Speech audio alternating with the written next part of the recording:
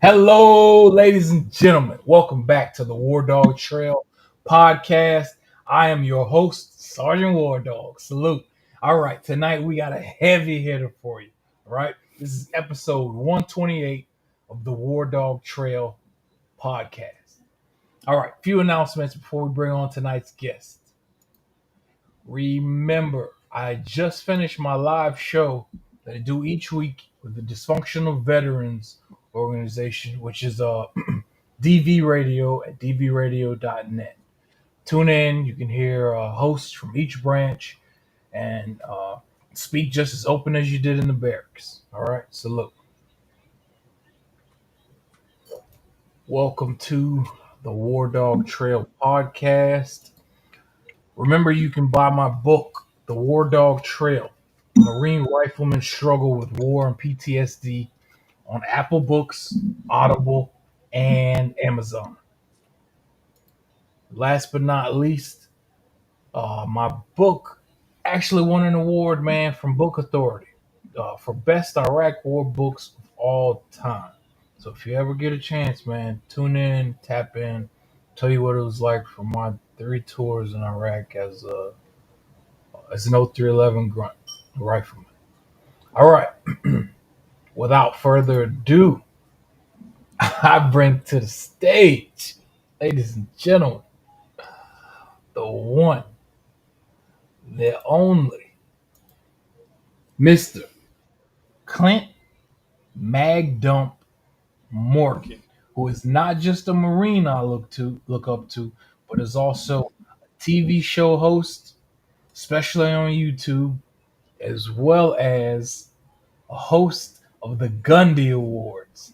And you guys know I'm not, it took me a while to learn about, what the Gundy Awards are and all. So when I was able to learn that a Marine like Mr. Magdump Morgan was leading the 2A space, you don't know how excited I was, man. I can't explain that to you all.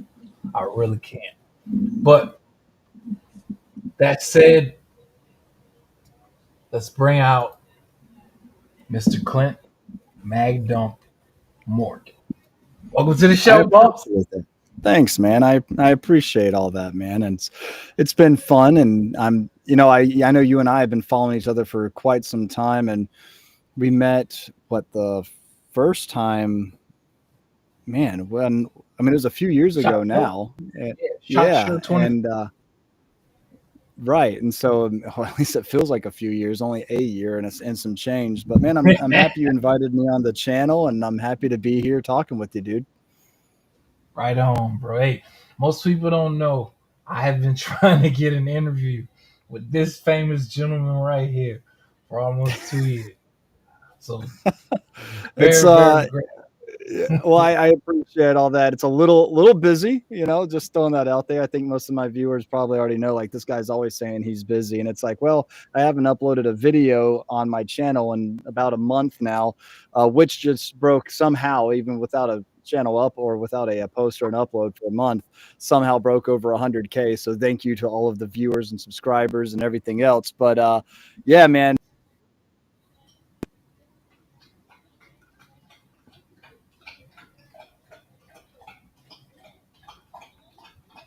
Uh-oh. Can you hear me, bro? I just lost your sound. Yeah, it muted for some reason. I just saw that it muted over here on my end. But Okay. Anyway, I don't know what you heard, but all I wanted to say was, again, just thank you to everybody on the that supported me so far, and of course you as well. I mean, like I said, I don't know what everybody heard or didn't hear, but um, yeah, I mean, we first met about a year and a half ago. Then you said it was SHOT Show 2024.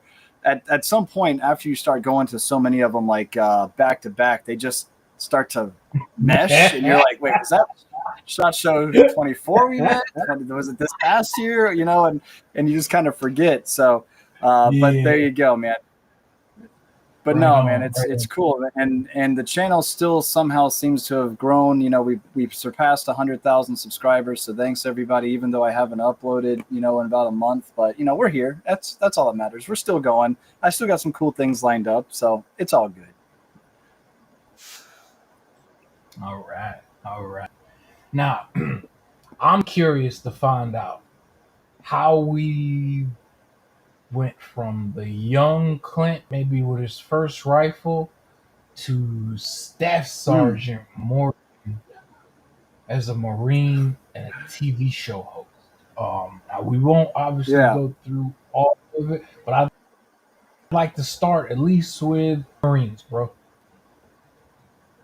yeah, man. Well, one Why'd thing you too is like Marine? I haven't done too much like on actual like TV or anything like that, but but as far as like different, you know, like hosting, you know, not only the Gundies, but also like this past year and last year, Gun Owners of America's first and second annual goals events, and Right on. you know, That's right. and still kind of being being all over the place, which I absolutely love because I love the firearms industry, I love the Second Amendment, and I love the people within that community, and I just look to expand that, and you know, and so Right. that's really been kind of a passion of mine, you know, since I've shot my first gun, which is off screen right now, but it's sitting right there. My M1 carbine. It's a 1944 Underwood Hey, 30 carbine M1 that, you know, my dad taught me how to shoot at 7 years old. His mindset was, if you can field strip it and show me the basic safety rules,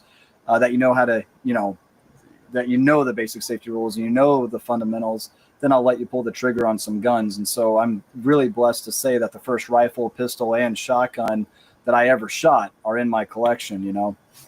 And yeah, so pretty cool. But how old were you, bro? seven, yeah, seven for the rifle. Yeah, a little bit Oh, older for the seven. pistol and the Gotcha. shotgun. I don't remember exactly what years, but the rifle itself, seven. Yeah, I do remember that. But Awesome. as far as what Awesome. got me into the Marine Corps, I always knew that I wanted to join the military. I just didn't know which branch per se. But I had two uncles on my dad's side that were Marines, so that kind of, you know, they. I got an uncle on my mom's side that's Navy, and then my grandfather was Air Force, and you know, it was only the Marines that actually kind of bullied me. Like, you pretty much have to go into the Marine Corps. The, you know, Air Force, Navy, they're like, well, you got to do what's right for you, you know? And the other guys are like, nah, man, you're either a Marine or you're not real military, you know? And, but no, they all supported me, whichever direction we wanted to go. And I wanted to go. And then at the end of it all, it was kind of like, well, I thought about in high school, I was talking to an Army recruiter who thought I'd be a good candidate to go chief warrant officer right out the gate and looking at becoming a helicopter pilot. And then for whatever reason, I don't know, I just something either about him or just about going that direction just kind of turned me off. And then I went to college for a couple of years. Um, and then at the age of 19 is when yeah, because I turned 20 at boot camp. And so at 19 is when I finally graduated high school, did a couple years at a community college, just 2 years. And I was like, all right, cool. I'm going to join the reserves and have them pay for the rest of my schooling. And that never happened. But I did join and I stayed in for 14 and a half years. And as of August 25th this year, I will no longer be actively serving in the reserves, but I will be officially a veteran. So I'm finally calling it done after almost All 15 years. right. Yeah, yeah, Right. That's what's up, baby. yeah, man. So, you know, it's one of those things. It's definitely What's up? bittersweet. You know, a part of me doesn't really want to get out, but I'm really prioritizing just time and family at this point because, like I said, my own channel, I pretty much had to neglect for the past month because I've been trying to prepare for Gun Owners of America's second annual event goals. I've been trying to just ultimately like survive at this point in time. And so it's like, okay, I really want to spend more time with my family. That's why ultimately I left Classic Firearms. I really got tired of all the traveling I had to do there, and I wanted to spend more time with my wife and kids. And now it's kind of the same thing where it's like, yeah, I still got to travel for GOA, but if I can minimize that travel and do it for me, do it for GOA instead of Uncle Sam, then I guess I'm going to do that. And having never deployed, never, served active duty time, my retirement anyway that I couldn't touch till I'm 60 wasn't even going to make up half of what like our health insurance is. So it's like, it's really not even worth it, which is really unfortunate. But it is what it is. So I'm not, like I said, I'm not like unhappy about it. Like I said, bittersweet, but I'm happy that I'll be out. I won't have to worry so much about shaving anymore. And I can, kind of use my beard to hide one of my largest insecurities, which is my double chin and my lack of a jawline. So, it is what it is. And I'm just going to keep pushing. And now I'm really going to be able to focus on the content and doing more shit for the viewers. And most importantly, man, just taking a breath and like hanging out with my wife and kids, because that's like the best part. So there you go. Right on. If you don't mind, let's transition into you as an early content creator. Yeah. So what started all that is I was in I was working in payroll for automatic, I don't even remember at this point, data processing, ADP, which if you've been in the workforce for any length of time, you've probably had a paycheck cut by ADP at some point in your career. And when I first started with that company, I left the police department taking 911 calls and dispatchers. And, looks like YouTube just went down for me. I think it looks like there's, guidelines removal. I don't even know what I did wrong, but. Damn it. Yeah, me neither, man, but I'm sorry. Yeah, that's so funny, dude. Yeah, I think it's I think what it is on YouTube. So for my channel, I've had a lot of issues with like intros that show any type of like shooting or anything like that, even though it's B-roll. It's not live content like you and I talking right now. It'll see that and be like, well, you can't handle a firearm during your live stream, so they'll cut it. And it's like, well, yeah, okay. So yeah, I saw the notification pop up from YouTube Studio, and I was like, they're probably just telling me something. But then I see the stream go down on my end, and I'm like, all right, well, is what it is, I guess. But no big deal. That just means I'm streaming now to Twitch, Twitter, and Facebook. And so far, they haven't cared if you're on YouTube though, right? So I won't handle a firearm then. Sorry about that, man. Yeah. I don't know what we got. Yeah. So shadow banning. Yeah, it is what it is. Whatever. But anyway, going back to it, I was working at a police department, and then a friend of mine said I should come work for the company she was working for, and I'm like, all right, I'll check that out. And it was a little bit more of a pay raise, so I was like, okay, that sounds pretty cool. I could do that now. I don't plan on staying in law enforcement, so let's do it. And I became pretty much a customer support representative for ADP, and then worked through a couple of promotions, and then started doing payroll, but on the administrative side of things. And I was in a really I hated it. Absolutely terrible job. Did not love that whatsoever. Some people get it. They love numbers, and they can just work on DOS systems, which was developed back in the 1960s. So I'm like, dude, this ain't it for me, man. The only numbers I usually end in millimeter or something have to do with NATO. So I'm like, all right, I got to get out of here. And it was through another friend that said, well, hey, this one company I always shop at for my surplus, I see that they're hiring customer service reps. So I'm like, well, I'm pretty much doing customer service for payroll, and I hate that. If I was doing customer service for gun stuff, I'd love that because I like guns. So I went, interviewed, got offered a job at Classic Firearms. That's who it was. And I actually originally turned it down because it was going to be too big of a pay cut. And I was like, dude, I'm just bought a house. Like I can't do all that. You know what I mean? Um, and Right. so, Gotta survive, bro.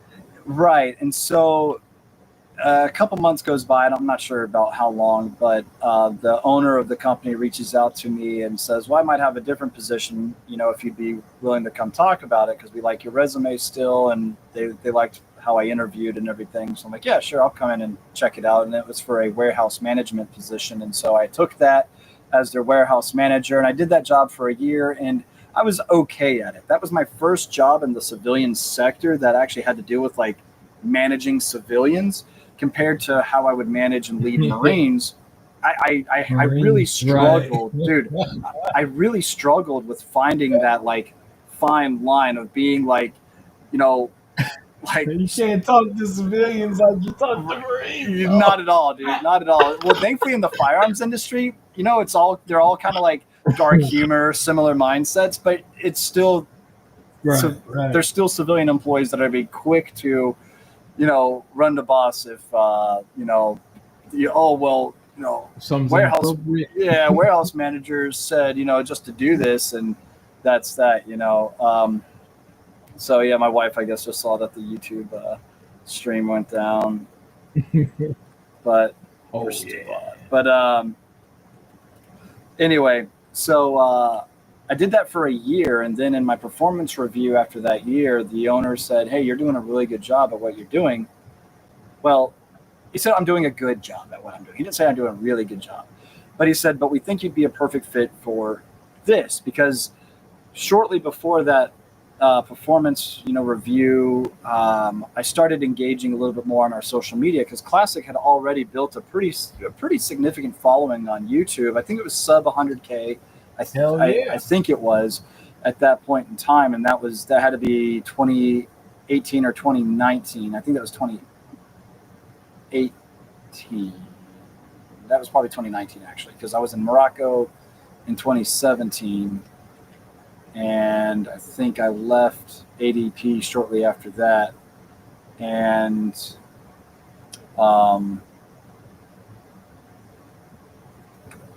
sorry, I'm just telling my wife, no, there's not a Rumble stream. Unfortunately, I didn't get that one up and going. Um,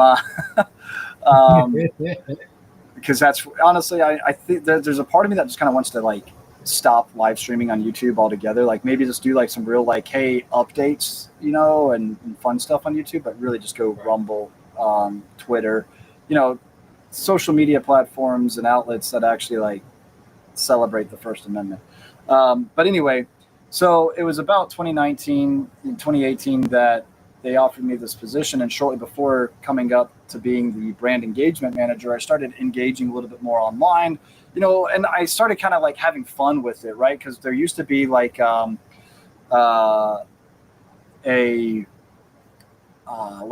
you can leave a customer note on an order that would come through. And when I would print out the orders for people to start picking and then packing and then shipping, I could see what the customer note said. And then we had one guy by the name of Taylor there who was a freaking artist, right?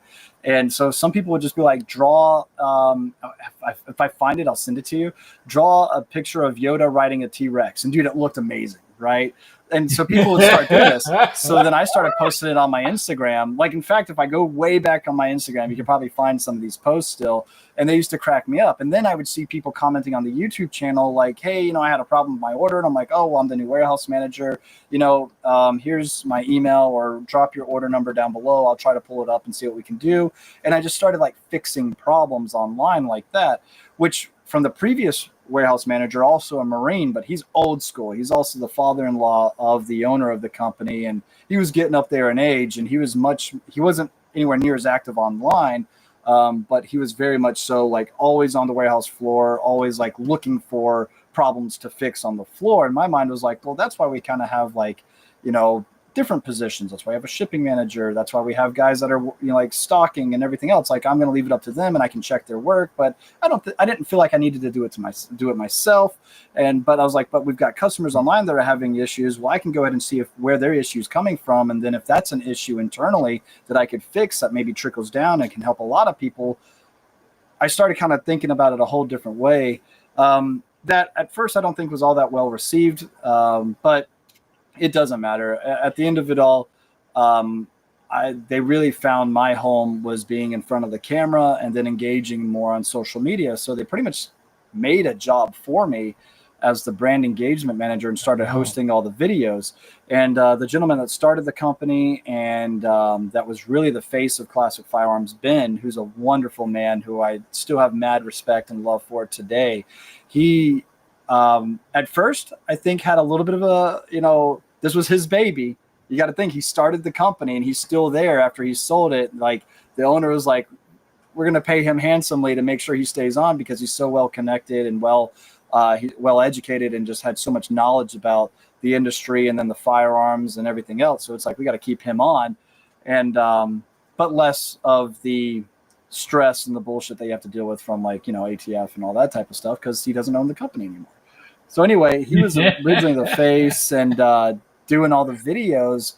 And I'll never forget my first video with Classic was actually a giveaway gun, the M45A1, so the Colt 1911 rail gun, essentially, that was designed for MARSOC.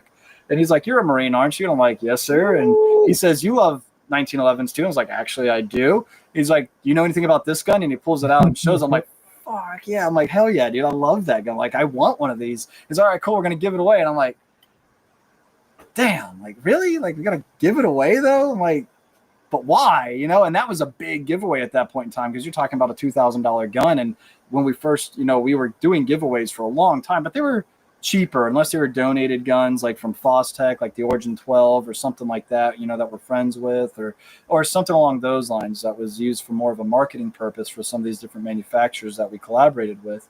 But a lot of it came straight from inventory. Like all the Barretts, Barrett never donated a single M82 or an M107 to giveaway. That came out of our inventory. So we're spending, $10,000 on a gun that we hope to make back over a period of time. You know what I mean? And then you got to think, we usually kit it out with You were paying for those Barrett 50.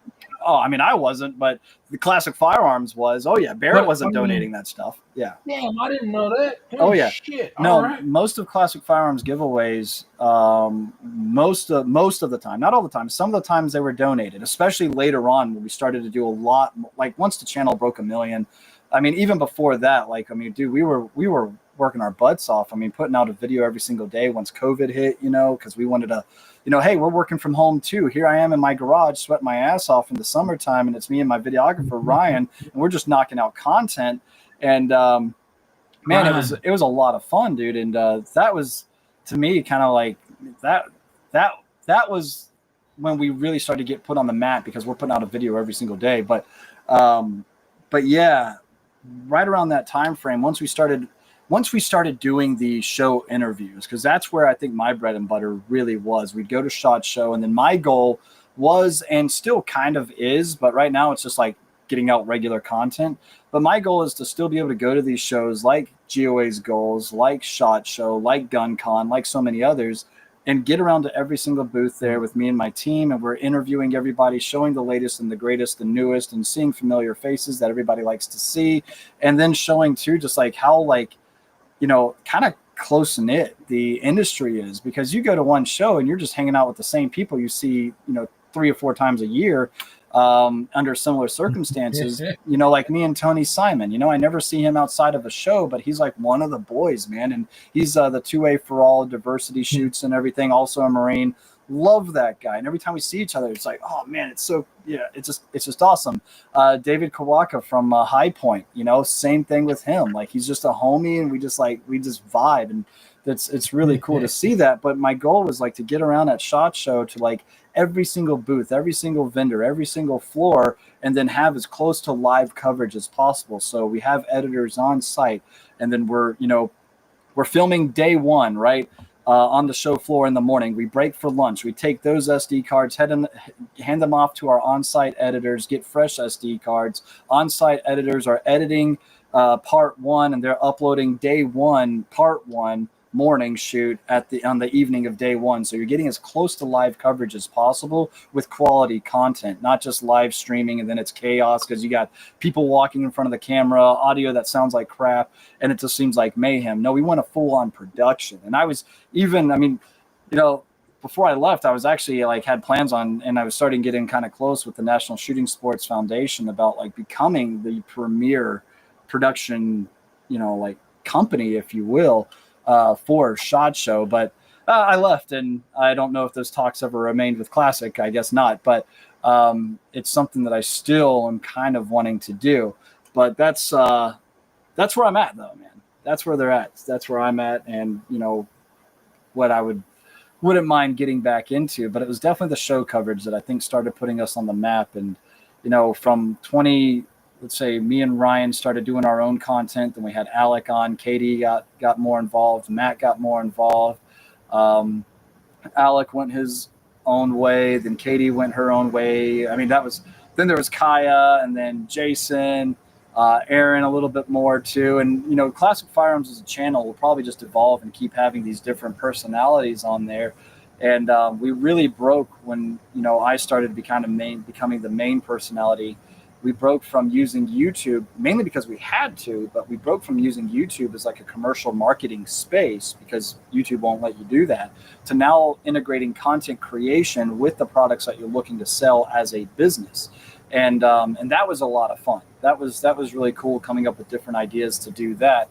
But my biggest concern when I was doing all that too was, not being a shill. Obviously, I work for a for-profit company, so we had to make money one way or another. But it started to grow to a point where YouTube was, the media team was its own entity, seemingly getting more and more separated from the Classic Firearms warehouse team, which causes a little bit of ripples inside of, under the umbrella, of Classic Firearms, because it's just as the company grows, as the team grows and the channel grows, you're going to have those growing pains and people, feeling like we'd come out to the warehouse saying, hey, we need this gun for review. We'd take it off the shelves. And then the warehouse team is like, damn it, we're trying to do inventory. Now we're missing a gun. And it's like, no, you're not missing it. It's in the video room. And they're like, well, we got to keep inventory of this somehow. And it's like, well, just, ask us. And then we were at the range, and then they couldn't ask us. And they're like, well, where's that gun that you took? Oh, we're at the range shooting it. It's like, well, are you going to just put it back in inventory when you're done? Like, no, it's going to sit in the corner of the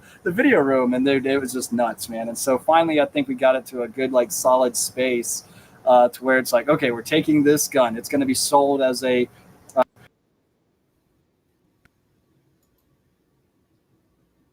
on.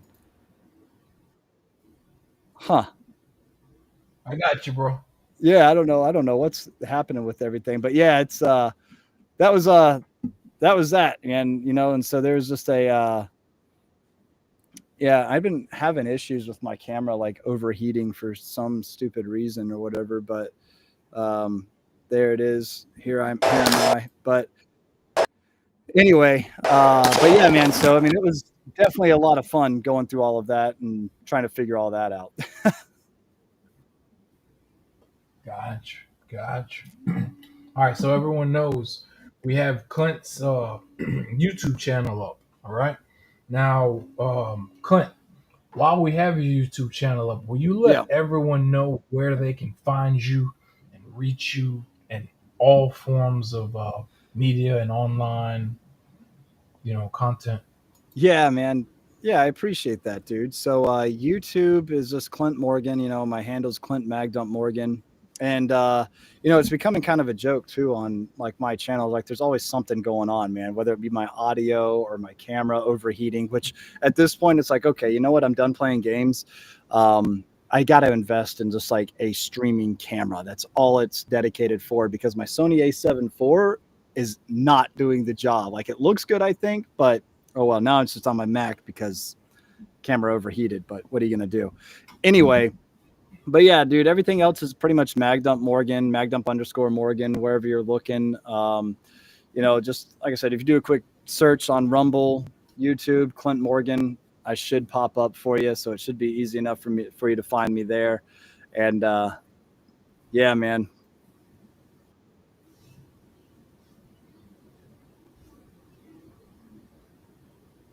And I see the guys hit my mustache that shot me to stardom. Y'all are too funny. Hey, it's all that was allowed in the Marines, but now I don't have to worry about the facial hair thing. You know what I mean? It's going to be wild. I'm just to do it, because I haven't been able to do it in 15 years. I'm just going to let I'm just gonna let it go. I'm just gonna let it go for a little bit until it's time to do stuff for the Gundies again, and I need to start looking like pretty sharp if they have me back as the host. I don't know what they're doing this year, but that's that. So, but yeah, it's gonna be Wait, wild. let me know. Are you gonna twist your ends? Are you gonna? I just want to know. you know, there's some guys that can pull that off, man. My mustache is a little bitch made. It's gotta come in a little bit more before I can even think about that. I haven't been able to grow it out in so long. I don't know what it's capable of doing or not doing. So we'll find out soon. All right. Now, if you don't mind, tell us about your solo journey and how it's been going. Hmm. As a individually as a producer, director, content creator that you are Dude, in the 2A gun industry. yeah, once I, left Classic, started doing my own content, stuff like that, I had a deeper respect for the guys that were a little bit more behind the camera because for me, I was always the guy in front of the camera. I didn't have to worry about stuff being in focus. F stops and lighting and everything else. It was just like, all right, let's shoot this video. And okay, well, let's go. Right. And then it became kind of a one-man show for, the first year. Well, I mean, still, I've been just over a year now, but, it was definitely a learning curve because I dabbled on a little bit of editing on my own, but nothing like really serious. And then starting my own channel, doing my own edits, doing my own recording, doing my own content, like ideas, because I used to have a team that I could collaborate with and that we could think about like, okay, well, what is laid out on this week's schedule, right? And now it's like, okay, well, I got to think of everything I want to shoot on. And thankfully, I have a lot of ideas, which is great, but now it's just trying to find the time between raising kids, trying to do household stuff with the wife, trying to do my full-time obligation to GOA and the Marines, which, is just one more thing off the plate, and I'm supporting a local gun shop as well, and it's like, man, it's a lot, dude. And so trying to do my own editing, my own recording, all of that, what used to be like, okay, I would have a team that would like, I would always focus on collecting all the firearms for the whatever we were shooting for that day at the range. Then we'd have another guy that would be like, okay, I'm getting all the ammunition. We do a checklist. We need 5.56. We need, we need 7.62 Tokarev this time around. We need 9 mil. Whatever. And then it's like, okay, well, I would make sure that I have all the firearms. And then the other guys would make sure we have all the camera equipment. And then another guy would make sure that we have anything special that we might need, right? And then we'd all take off and go. And usually usually would get it right. But there'd be some times where it's like, shit, Matt's still at the warehouse. See if he can bring this out that we forgot. You know what I mean? But now it's like, thankfully, I live a lot closer to the range I'm shooting at, one of which is in my backyard. The other is about 15 minutes away. And so it's like, I go out there. Now it's just me setting up all the camera equipment, me setting up everything else. And then, all the guys that have been doing this on their own for so long, I've got mad respect for too. Because it's like, dude, it's a lot, man. And so, yeah, that's definitely a struggle. And so, like I said, newfound respect for the guys that are doing a lot of the work behind the scenes. And now one of the reasons too that I've gone, a month without any uploads is now that I've hit 100K, it's like, okay, I should probably, say another thank you to my fans instead of just doing a Rostic Arms giveaway that you see here behind me. I'm also going to start stepping up the quality of my content.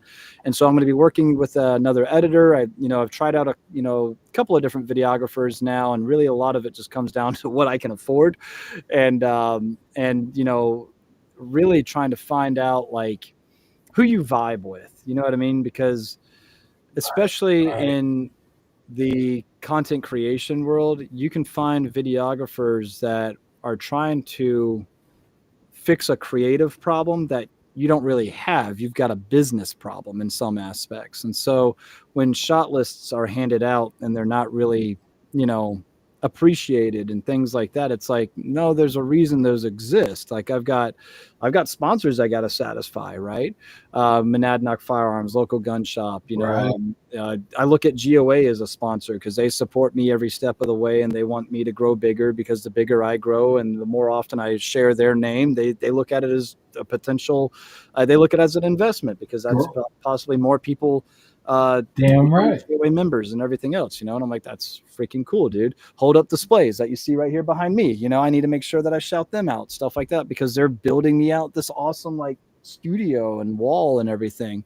And I'm forever blessed for that. And so it's like, man, this is stuff that I really need to take into consideration. And I can't have a team or even an individual that doesn't, and I think, probably a lot of content creators face this. It's just like, there's some really talented people that I get to work with, which is great. And we have those opportunities, but you've got to be able to work within a team that really understands your vision, your goals, your mission at the end of the day. And if somebody doesn't share that, especially my mission, which is to get people excited about and wanting to exercise and defend their Second Amendment, right? And if I don't have somebody that really shares that same sentiment, my goal isn't to get bigger than anybody. My goal isn't to, reach 1 million subscribers, which would be great if I did. My goal is to get people more involved with the defense of and the restoration of the Second Amendment. And that's really what it comes down to. And of course, along the way, I want to be able to help out people and talk about some real shit. Like, I uploaded a video not too long ago about the 1911, and I thought kind of long and hard about cutting out a part where I get, pretty emotional shooting the 1911 that belonged to my dad. That was the first pistol that I shot. And instead of cutting it out, I actually made it kind of like the hook at the beginning of the video. Like, you see me like, yeah, I'm getting emotional about it because this is it. This is real. Like, as men, we shouldn't be afraid to show our emotions about things, especially things as deeply seated as that. I look at that gun. I look at, the history behind all that as a reason as to where I'm at today. Right. And I'm super blessed and super fortunate for it. So why should I hide that or take that away? Like, yeah, I'll be raw and vulnerable with my viewers. Why not, dude? And if anybody wants to use that against me, they can go fuck themselves, because that's pretty shitty. And that's why I think we have such a high suicide rate. And, not only among veterans, but just in society today, and why society kind of ultimately sucks. And especially within this industry, the firearms community, the firearms industry, like, we need to be out there backing each other up. We can be competitors in this space in the world of business, but when it comes to defense of our Second Amendment, we got to be allies. And I look at that, across the board, not just me. You know what I mean? Does that make sense? So, yeah, that's damn right it makes sense. Yeah. I feel you, bro. Yeah, so that's where I'm coming from, man. You know what I mean? Yep. I get you. I want to get your opinion on my EDC, my everyday carrier. All right. Yeah, let's do it, dude. You mentioned the 1911. All right. Oh yeah. Mm-hmm. And I got to be honest with you. Since the war, I do not go less than a 45. That's just personal. Yeah. Right? I totally get that. Yeah. I've seen individuals in the war live off 9 mils. All right. I mean, you can find it, dude. I just saw. I went through little situations. Oh, go ahead. No, I was just gonna say, you see these videos all the time. I saw one where a guy like eats like 12 rounds of 9 mil and is still charging a cop. You know what I mean? And it's just like, dude, what the hell, man? Shot placement is important, but at the same time, drugs can sometimes, temporarily at least, overpower their reasoning and their senses to be able to power through what you're throwing at them, even if it's 124 grain plus P. They might not feel it until you're dead, So right. But I understand where you're coming from with that mindset, though. Gotcha. Because, like, yeah, you understand. But so there are a few times, bro, especially when we first crossed the border, I ran into Iraqis that had coke in their fighting holes. You hear me? Yeah. They had cocaine in their fighting holes, bro. So when it came to, I don't know, when it came to when it came to certain, I don't know, I guess situations, a 9 just wasn't enough. No, I totally get that. Yeah. You know what I mean? Just sometimes. All right. So I'm sorry. Continuing on, my personal preference when I go concealed and all is a Glock 30, which is a 45 that holds 10 rounds. Okay. What do you think? Honestly, the only problem with 45 is you lack capacity. But at the end of the day, 10 rounds of Oh, 45. I'm sorry, it's a subcompact. Yeah. So at the end of it all, it's personal preference is a large thing that I think a lot of people kind of need to understand. Like you just gave what I think is a pretty justifiable reason as to why you want to carry 45 ACP. Understanding though that carrying 45 might limit you in your capacity, you got to understand that like a lot of people, I mean, the average what is 15 to 17 at this point in time of 9mm. But a lot of people will carry less than that and more subcompact 9mm frames, right? Pistols. So I honestly find a 45 now. I mean, I before my mind starts going to different places, I think that's respectable. All right. With that though, shooting, I've never shot the Glock 30, I don't think. So shooting something in a subcompact 45 ACP, I can imagine probably isn't all that comfortable.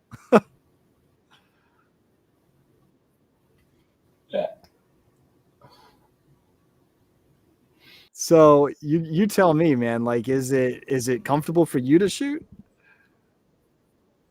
Hell yeah! It fits on my ankle, Uh, my shoulder, my hips. It's a little compact 45. And man, I can't help it. As a grunt, I always feel 45 is a man stopper. Like I told you already, because what I saw with the 9mm during the war. yeah. No, I totally get that, man. And so, I mean, at the end of it all, as long as you're comfortable with it, dude, that's all that matters. Me personally, like I said, having never shot a Glock Right. 30, what I don't like about some of the Glock subcompacts is that grip seems so like short that I feel like my pinky and sometimes even my ring finger here can fit underneath the grip as I'm holding the gun, right? So if I'm Oh, holding it, and that's the one yeah, thing that I'm like, dude, I yeah. really do not like that.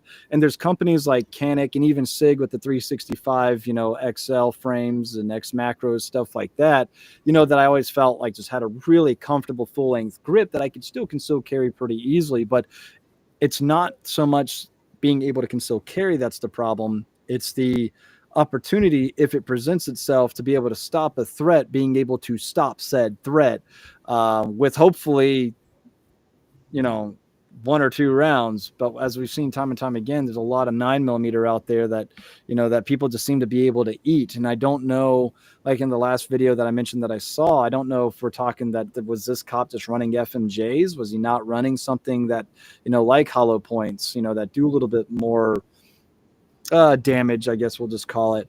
Right. So, I mean, I don't know. I think a lot of it has to do with the round that you're running because, I mean, do you know what the Marines, what were they running in Iraq and everything? Was it just FMJ 9mm?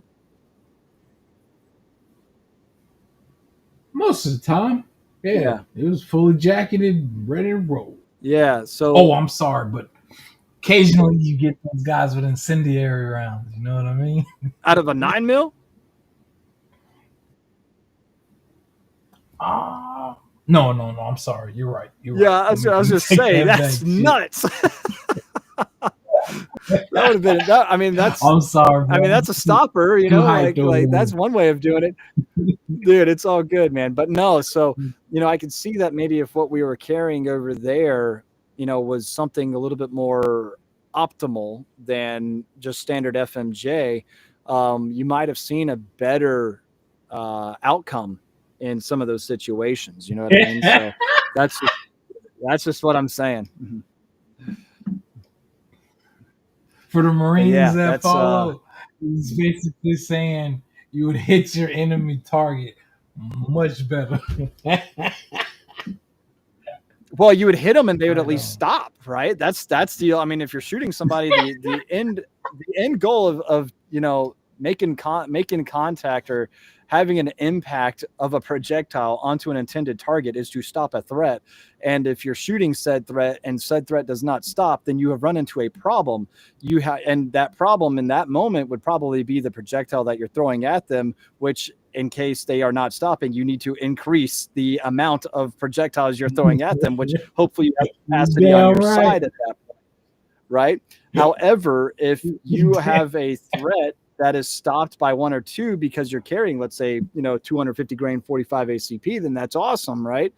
or even some hotter stuff that's, hollow point. So you got something fast moving, but still heavier than 9 mil. So you have that transfer of energy that has more of an incapacitating effect. These are all things that you're wanting to happen if you find yourself in a situation where you have to defensively defend yourself, right? So defensively defend yourself. But anyway, so all I'm getting at is if the Marines, and everybody that was deployed over there were issued something greater than just standard FMJ ball, which I think what we're issued is still even 124 grain. So you have a little bit heavier projectile, which is great for that transfer of energy. But is it really that much more significant over 115 grain?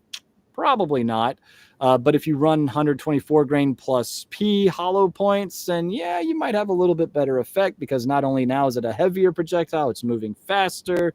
It's, hollow point design. So it's going to be expanding on impact, creating more of a cavity, creating more of an incapacitating effect. Right. So I think what you witnessed over there, which is a justifiable reason as to why you're carrying 45, might be overshadowed with some modern defensive 9mm loads. And I think that could be a good test, honestly. Right. Just saying. Good so that way you call, have both bro. capacity and stopping power on your side, Damn. See, that's what I'm talking about. This is the last question I want to ask you before I let you close it out. Is exactly Yeah, what brother. you just said. I am so impressed. One, as a gun enthusiast. Two, especially as a Marine, with your knowledge of the nomenclature of every weapon you ever pick up. So impressed. Oh, man, I appreciate that, dude. And, there's still a lot of times I get it wrong. You know what I mean? I did a video, and it's just because there's so much out there, and then I'll confuse my numbers sometimes. I mean, it just happens, and I did that in one of the bigger videos I shot. One of the most fun ones I did, and actually my wife edited it, was my review of warfare. Having never been in warfare, experienced it personally, I was at least able to speak to maybe not so much the realism as far as like warfare goes, which I can imagine what they showed in there was very accurate, but like just a firearms manipulation. But one of the guns that I kept confusing was the Mark 46 for the Mark 48. Reverse that. I just did it again. The Mark 48 for the Mark 46. Like I kept calling it a Mark 48, which is the 7.62 variant. And what I meant to say was the Mark 46, which is the 5.56. And because it's Navy, we're talking SEAL teams, we're seeing Mark in front of everything, right? Now, of course, if it was, just Marine operators or Army, we'd be looking at M249, M240, and that would be an easier, again, what I know, what I have seen issued, what I have personal experience with. I don't have any experiences with Mark anything except for the 18 and 12, which, I got a few of both behind me. But as far as a Mark 46 goes, I don't have any experience with the 46 or the 48 per se, but the 249 and the 240 I do. And so during that video, I'm like, man, you guys, I even pinned the comment, I think. I'm like, hey, I messed up, right? Like I confused that stuff. So I've learned a lot, thanks to the audience, for correcting me in those times, but also just being in the industry. And I really do credit Classic with a lot of what I've learned, because I got to see so many old school, cool, rare items come through. And then I got to sit down like with Matt or Ben and be able to talk about some of these guns and learn their history, learn, the different, like you said, nomenclature, right, about different guns and things like that. And it's just something I don't know, man. Like I've just got a passion for it. Some people can do that stuff with cars, and I love cars, but it doesn't click as well for me. Some people can do it with computers and build their own computers. Me, you put like a strip lower receiver in front of me, dude, I can build you a gun with an undimpled barrel. I can dimple it myself. In an hour, I'm going to have you a functioning firearm. You know what I mean? And that's at least an AR-15. You start putting an AK in front of me, that's a whole new world that I'm going to have to try to learn. But but thankfully I got friends like the AK guy that could probably teach me a thing or two. But yeah, no, it truly is a passion of mine. And I don't know what it is, man. It's something that's just like, you've got this small explosion taking place by your face that's intended to be there. And it's sending a projectile down range that you can make hits with on a target, whether that be paper, cardboard, steel, or whatever it might be. Again, for a defensive situation, if that's a human target. So it's like, hey, dude, this is a really miraculous tool that I have here in front of me that I can use to defend me and my loved ones. And even like my chickens in my backyard, which I had, I almost had an altercation with a bobcat the other night, but thankfully I didn't, because I think they're pretty animals and I didn't want to shoot it. Because at the end of it all, like, I am actually a huge like animal guy. Like, like I don't mind people hunting and stuff, but at the same time, I'm like, you know, if it I like I wouldn't mind hunting for my own food, going to get a deer or anything like that, but I love animals, man. And if I don't have to kill a bobcat or a coyote, I probably won't. But if they're going to be threatening my livestock, then, well, sorry, I'm going to protect my birds. But no, I Yeah, appreciate it, man. Thank you, dude. And I appreciate you having yeah. me on, man. And this was fun, dude. I know it was a quick conversation, it seemed like, and but it's cool, dude. I'm glad you're doing your thing, man, and I hope you keep it up. And it's cool to see, like you said, another Marine out here just doing their thing that they love, man. And I want to thank you, dude, for your service, honestly, because you did 3 tours to Iraq. That's impressive, and you made it sergeant, which, again, as we all know, backbone of the Marine Corps, baby. So thank you. Salute, bro. Thanks, man. I don't hear that much. Thank you, bro. No, dude, of course, man. And next time, if you want to do a part 2 or something like that, I'd be more than happy, and I'll make sure I got a decent camera set up. Right on, bro. Right on. Hey, so this is all I wanted, right? The world doesn't even understand. I just wanted to be able to talk to you one on one as a Marine. I mean, obviously, I respect everything else about the 2A game that you're a part of. But when I saw you, I said, maybe he'll talk to me just as a Marine about all that he's showed me and taught me in this 2A world. And thank you for that. Yeah, of course, brother. Of course, man. No, I'm happy to do it. All right. Right on, right on. Okay, do you have any last words?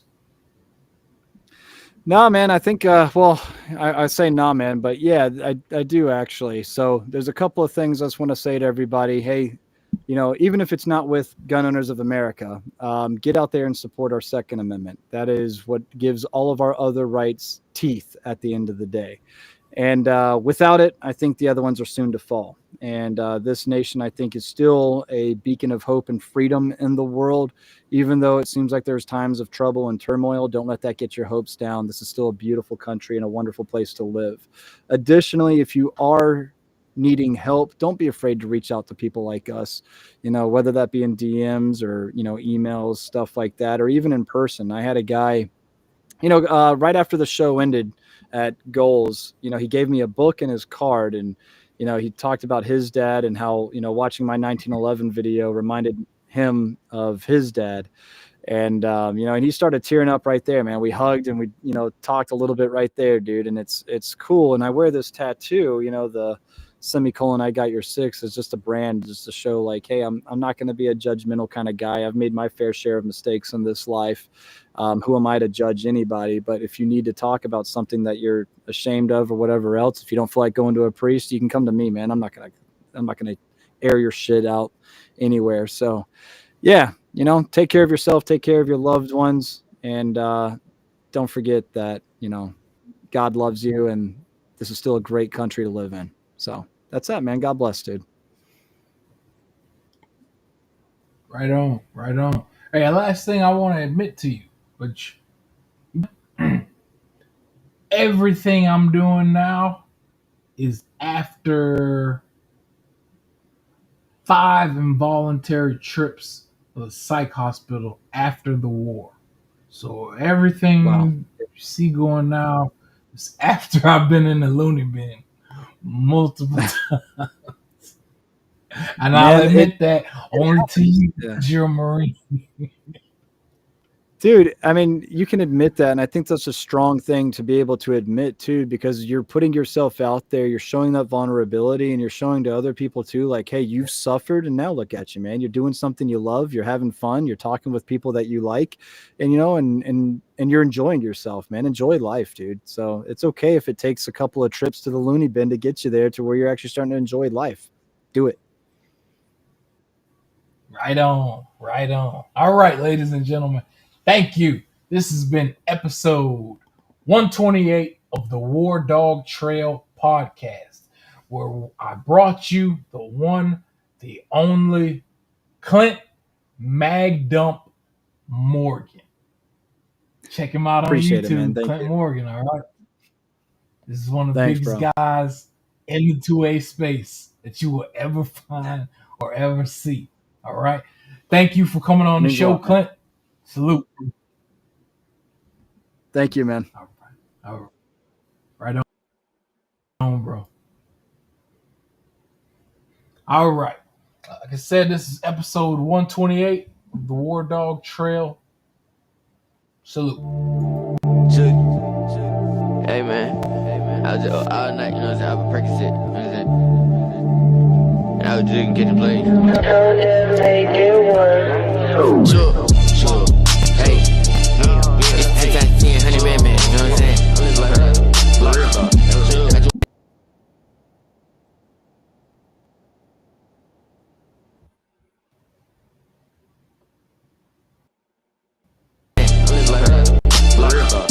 I do it crazy. They got all the cash out. I been catching play, trap phone jugging. Young nigga take you off less than that could. Can't put you on game, I ain't nothing like a rookie. Mama scared I fell in love with that jugging. I do it with the best, I can go where you couldn't. I'm full finesse and I'm good with the hoodie. I been catching play, trap phone jugging. Mama scared I fell in love with that jugging. Jugging. I just ran off on your cousin. Looking for me, bitch, I'm back in the trap. Differences, I'm in the Gucci scully. 100 round trumpet with amateur net, you rock VVS, it can get ugly. 4-5 with the dick, bitch, I can't even tuck it in, but through the whole they duck it. Oh. I'm popping shit like a Warner. 7-Eleven, I'm in it all night, bitch. I'm slanging them dice out the corner. My